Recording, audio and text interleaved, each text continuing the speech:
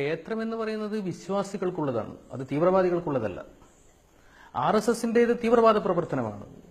ക്രൈസ്തവനെയും മുസൽമാനെയും ഇല്ലാതാക്കിക്കൊണ്ടുള്ള ഒരു ഹിന്ദു രാഷ്ട്രം സ്വപ്നം കാണുന്ന ഓരോ സ്വയം സേവകനും ക്ഷേത്രങ്ങളിൽ നിന്ന് ഇറങ്ങിപ്പോകണം തന്നെയാണ് നമ്മുടെ ആഗ്രഹം. അതാണ് മന്ത്രി പറഞ്ഞത്. എനിക്കൊരു കാര്യം പറയാനുള്ളത്, ഒരു RSS എന്ന് പറയുന്ന അല്ലെങ്കിൽ ഒരു സ്വയം സേവകൻ ചിന്തിക്കുന്നത് ഈ നാട്ടിൽ എങ്ങനെ വിഘടനവാദത്തെ സൃഷ്ടിക്കുക എന്നുള്ളതാണ്. അവരുടെ പ്രാർത്ഥനയിലും എല്ലാം അങ്ങനെയാ പറയുന്നത്. 1930 നാഗപൂരിൽ ഒരു ചെറിയൊരു കലാപം പൊട്ടിപ്പുറപ്പെട്ടപ്പോൾ അവിടെയുള്ള ഹിന്ദുക്കളായ ആളുകൾ നാഗപൂരിലെ ശാഖയിലേക്ക് കടന്നു വന്നു. ഒരു ക്ഷേത്രത്തിന്റെ അടുത്തുള്ള ശാഖയിലേക്ക് കടന്നു വന്നു.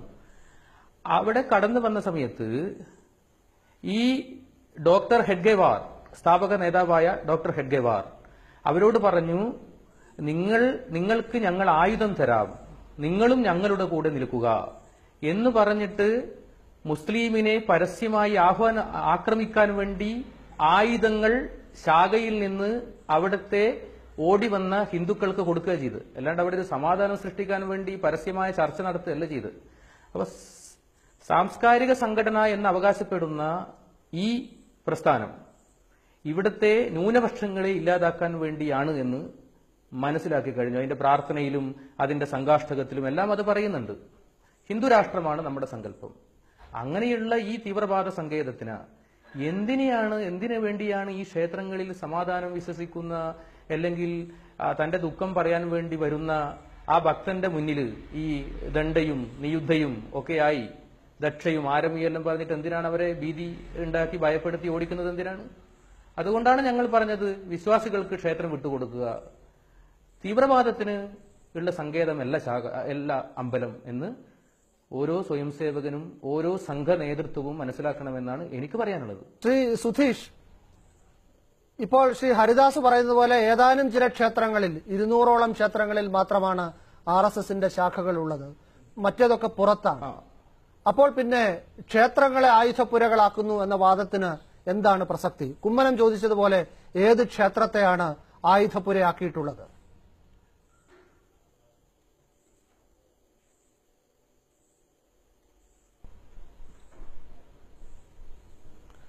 ഇപ്പം പത്തനംതിട്ടയിലെ മലയാലപ്പുഴ ക്ഷേത്രത്തിൽ ശാഖ നടക്കുന്നുണ്ട്.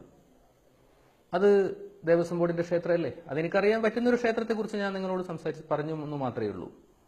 ഇല്ല, ഞങ്ങൾക്ക് പറയാനുള്ളത് RSS ശാഖയിലൂടെ എന്താണ് നടത്തുന്നത്? നിയുദ്ധ എന്ന് പറഞ്ഞാൽ എന്താ? കൈകൊണ്ടും കാലുകൊണ്ടും എതിരാളികളെ കൊല്ലുക.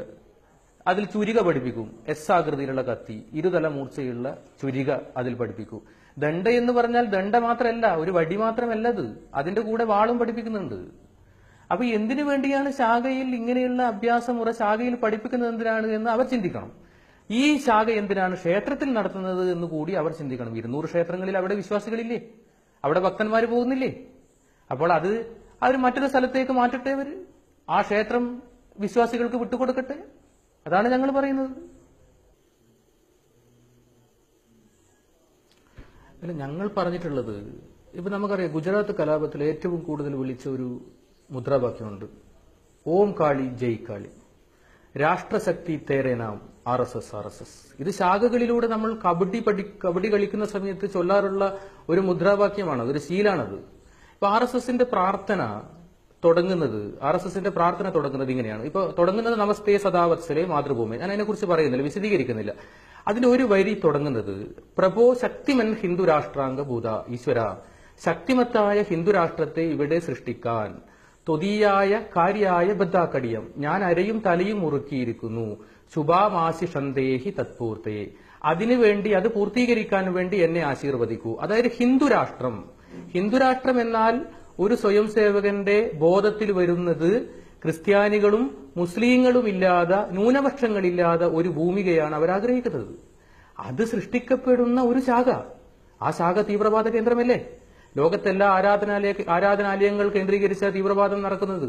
അതുപോലെ തന്നെ ഭാരതത്തിലും ഹിന്ദു തീവ്രവാദം എന്ന നിലയിൽ RSS സൃഷ്ടിക്കുന്നത് ഇത്തരം ക്ഷേത്രങ്ങളിലൂടെയാണ്. അതൊരിക്കലും അനുവദിക്കില്ല. അതിന്റെ വ്യാപനം നമ്മൾ കാണുന്നുണ്ട്. നേരത്തെ പറഞ്ഞല്ലോ, 5000 ശാഖ ഇവിടെ വർദ്ധിച്ചു എന്നൊക്കെ പറയുന്നുണ്ടല്ലോ. അതിൽ ഞങ്ങൾക്ക് വേദനയുണ്ട്. ഇവിടെ തീവ്രവാദം ശക്തി പ്രാപിക്കുന്നതും ഇവിടെ വിഘടനവാദം ശക്തി പ്രാപിക്കുന്നതും എല്ലാം നമ്മളൊരു വേദനയോടെ കാണുന്നു. അതിനെ ചെറുതായെങ്കിലും പ്രതികരിക്കുക എന്ന ലക്ഷ്യമാണ് ഇത്തരം പ്രവർത്തനങ്ങളിലൂടെ നമ്മൾ ചെയ്യുന്നത്. ക്ഷേത്രം എന്നത് വിശ്വാസികളുടേതാണ്. അത് എങ്ങനെയായാലും ഇപ്പം ഹരിദാസ് പറഞ്ഞു ഇവിടെ ഇപ്പോ പിന്നെ നിയുദ്ധ എടുക്കുന്നു, അതൊരു കുഴപ്പമില്ല. നിയുദ്ധ എന്ന് പറഞ്ഞാൽ വിനുവിന് അറിയോ എന്താ ഇതിന്റെ അർത്ഥം? ഞാൻ നേരത്തെ പറഞ്ഞല്ലോ, എതിരാളികളെ കൊല്ലാനാണ് നിയുദ്ധ. ദണ്ഡ എന്ന് പറഞ്ഞാൽ എന്താ? തലോടാനാ? ദണ്ഡ വലിയ വടി തലോടാൻ വേണ്ടിയാണോ? അതല്ല, എതിരാളികളെ കൊല്ലാൻ വേണ്ടിയിട്ടാ. നിങ്ങൾ അവരോട് ചോദിക്കേണ്ടത് ആരാണ് എതിരാളികൾ, ആരാണ് എതിരാളികൾ കൊല്ലാൻ. ഇപ്പൊ യോഗ പഠിപ്പിക്കുന്നത് ഓക്കെ, നമുക്ക് മനസ്സിലാക്കാം. വ്യായാമ യോഗ പഠിപ്പിക്കുന്നത് ശരിയാണ്, മനസ്സിലാക്കാം. എന്തിനാ നിയുദ്ധയും ദണ്ഡയും പഠിപ്പിക്കുന്നത്? എന്തിനാ ഇത്തരം അലറി വിളിക്കുന്നത്? ഓം കാളി, ജയ് കാളി, രാഷ്ട്രശക്തി, തേരാനെന്നൊക്കെ അലറി വിളിക്കുന്നത്? അപ്പോൾ ഇതൊരു വിഘടനവാദ പ്രവർത്തനമാണ്, ഇത് തീവ്രവാദ സങ്കേതമാണ്.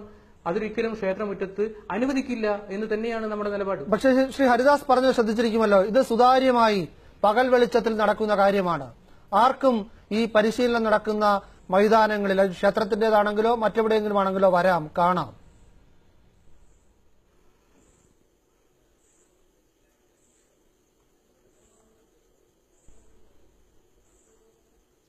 വിനു ഒരു ശാഖ ചോദിക്കുവോ?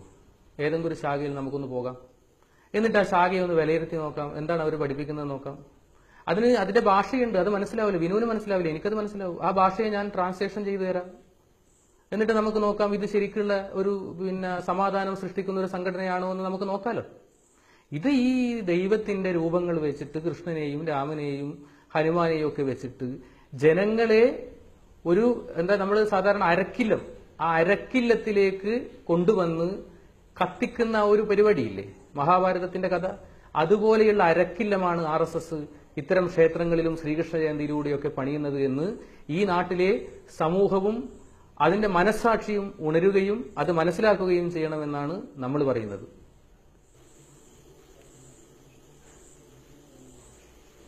അല്ല, ഇവിടെ ഇവർ ഈ ഹിന്ദുത്വത്തിന്റെ മൊത്ത കച്ചവടക്കാരാണോ RSS എന്ന് പറയുന്നത്? സ്വാമി വിവേകാനന്ദൻ പറഞ്ഞത്, എന്ന് ഹിന്ദു ഒരു മതമായി വ്യാഖ്യാനിക്കുകയും അതിനൊരു നേതൃത്വം ഉണ്ടാവുകയും ചെയ്യുന്നുവോ അന്ന് ആ സംസ്കാരം, ആ സംസ്കൃതി നശിച്ചു എന്നാണ് വിവേകാനന്ദൻ പറഞ്ഞത്. ഇവരെങ്ങനെ മൊത്തക്കച്ചവടക്കാരാവും? ഈ ഹിന്ദുവിനെ കുറിച്ചും ഹിന്ദുത്വത്തെക്കുറിച്ചും പറയാൻ ഇവർക്ക് എന്താണ് അധികാരം? കാവി എന്ന് പറയുന്നത് ഹിന്ദുത്വത്തിന്റെ പ്രതീകമാണോ? കാവി ആദ്യമായി രാമായണത്തിൽ ധരിച്ചത് രാവണൻ സീതയെ തട്ടിക്കൊണ്ടുപോകുന്ന സമയത്താണ് കാവി ധരിച്ചത്. അപ്പോൾ കാവി എന്ന് പറയുന്നത് ഹിന്ദുത്വത്തിന്റെ പ്രതീകമെന്ന് പറയാം, അത് ഗോപാലകൃഷ്ണന്റെ വിവരക്കേടാണ്.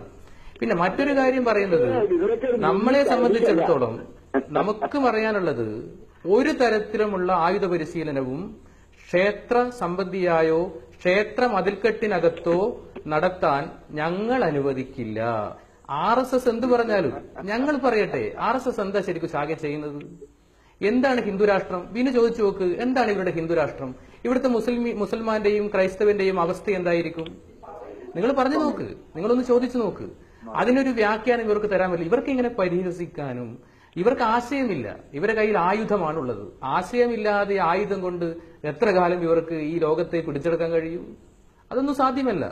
ഞങ്ങൾ അന്നും ഇന്നും എപ്പോഴും പറയുന്നത്, ഇവിടെ ഹിന്ദുത്വ കാർഡിറക്കി ഈ നാട്ടിലെ ജനങ്ങളെ പറ്റിച്ചിട്ട് ഈ നാട്ടിലെ ന്യൂനപക്ഷങ്ങൾക്കെതിരായി അവർക്ക് ആയുധങ്ങൾ കൊടുക്കുന്ന ഈ പരിശീലന കളരി ഈ ക്ഷേത്രങ്ങളിൽ നിന്ന് സ്വൈര്യമായി ഒരു ഭക്തന് അവിടെ പോയി അവന്റെ പരിഭവങ്ങൾ പറയാനുള്ള, വേദനകൾ പറയാനുള്ള ആ ക്ഷേത്രങ്ങളിൽ നിന്ന് ഒന്ന് ഒഴിവാക്കി തരണമെന്നേ നമ്മൾ പറഞ്ഞിട്ടുള്ളൂ. ഒരിടവേളയ്ക്ക് ശേഷം ഭയക്കുന്നത്